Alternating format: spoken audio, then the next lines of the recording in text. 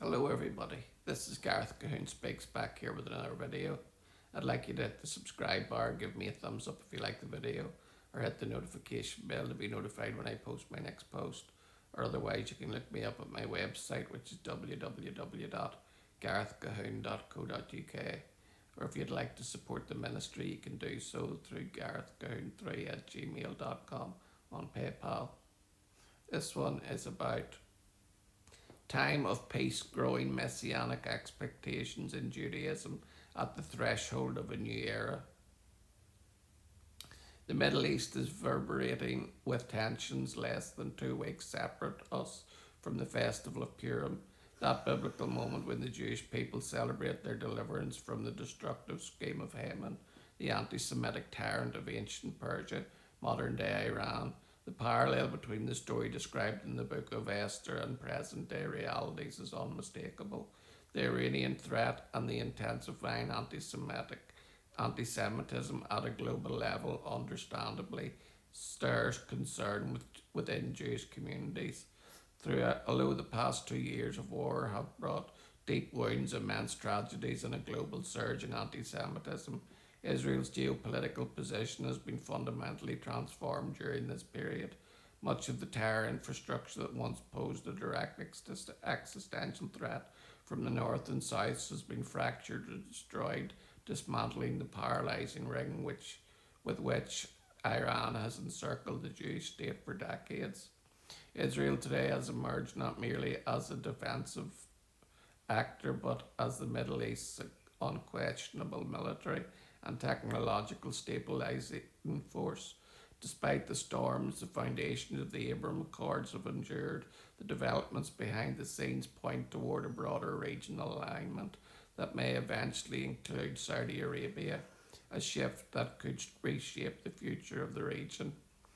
What fills Israel's adversaries with apprehension is the recognition that the Jewish state has not only survived multi-front pressures but has become an indispensable global security partner. Should Israel ultimately prevail against the direct threat posed by Iranian theocracy, such an outcome would represent not merely another military victory but perhaps the dawn of a new flourishing Middle Eastern era, one which radicalism yields to modernization and peaceful cooperation. Israel's rise and the transformation of the regional alliances now extends beyond conventional political analysis. In Israel's discourse, one increasingly hears the optimistic observation that the Jewish people living in the land of promise have not enjoyed such international standing and influence since the era of King Solomon. For many, this level of national strength and sovereignty signifies more than political success. It appears as another stage in a process of historic and perhaps biblical proportions. The extraordinary historical moment where the struggle for physical survival intersects with growing global recognition has created fertile ground for intensified messianic expectations within Jewish religious thought. For believing communities, the breaking of the ring and the restoration of the national stature evoke ancient prophetic promises associated with redemption. Time for peace. In recent years, messianic anticipation has become increasingly visible in Jewish religious circles.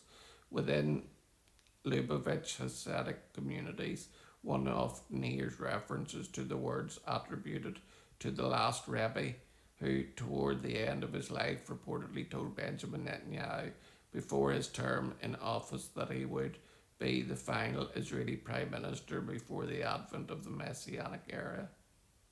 In parallel, within religious Zionist communities, efforts connected to the anticipated Messianic age, including discussions surrounding the rebuilding of the Third Temple and reports concerning kosher red heifers, have attracted international attention. These developments have stirred debate not only among Jewish supporters and critics, but also with evangelical Christian communities and across the Islamic world. Since last June, Israel-Iran war discourse about the Messianic era has resurfaced even within unorthodox, ultra-orthodox communities that traditionally avoid such speculation. A catalyst for this renewed discussion has been a notable rabbinic calculation based on a method of reference in the writings of the Vinagono, the renowned 18th century sage. Central to the interpretation is the concept of 28 times found in the book of Ecclesiastes. In light of the calculation, events unfolding mid 2025 has been viewed by some merely as geopolitical developments, such as markers of potential civilizational turning point. Ma's behind the prophecies. The lines of reasoning draws up the famous verses attributed to King Solomon. To everything there is a season, a time for every purpose under heaven, a time to be born, a time to die, a time to plant, and a time to pluck what was planted, a time to kill, a time to heal, a time to break down, a time to build up, a time to weep, a time to laugh, a time to mourn, and a time to dance, a time to cast away stones, and a time to gather stones, a time to embrace, and a time to refrain from embracing, a time to gain, a time to lose, a time to keep, and a time to throw away, a time to tear, and a time to sow, a time to keep silence, a time to speak, a time to love, a time to hate, a time of war, and a time of peace. Ecclesiastes 3 1 to 8. A foundational idea within Jewish thought holds that the world created 5,786 years ago, according to the Hebrew calendar, is destined to exist for 6,000 years in a state of active history, followed by the 7th millennium associated with sabbatical rest. According to the interpretations attributed to the Via these 6,000 years are divided into 28 spiritual areas. According to Solomon, 28 times dividing 6,000 by 28. The length of each era approximately 204 or 214 or 2,1429 years. Reaching the 20th era requires the completion of the 27 cycles, totaling 5,785 plus 71 years. The Hebrew year 5785, according to the Jewish calendar, began in the autumn of 2024. The fractional 0.71 apart of the year indicated by the calculation fell precisely in June 2025, exactly in the period when open warfare between Israel and Iran began. Within this interpretive framework, this period has been seen by some as marking the culmination of a time of war, symbolically opening the way for a potential time of peace. War or peace. The Israelis and global political reality, however, for a time being appears to point to precisely the opposition direction.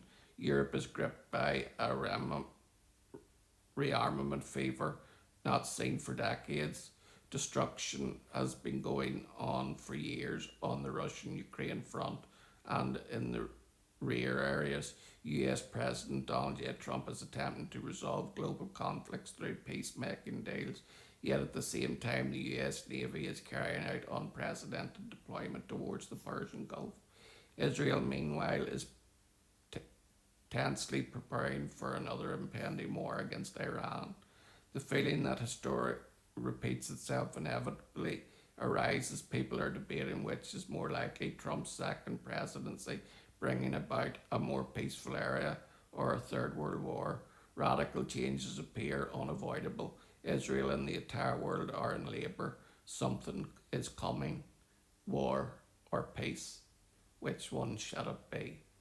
Shalom, Maranatha, and Hallelujah.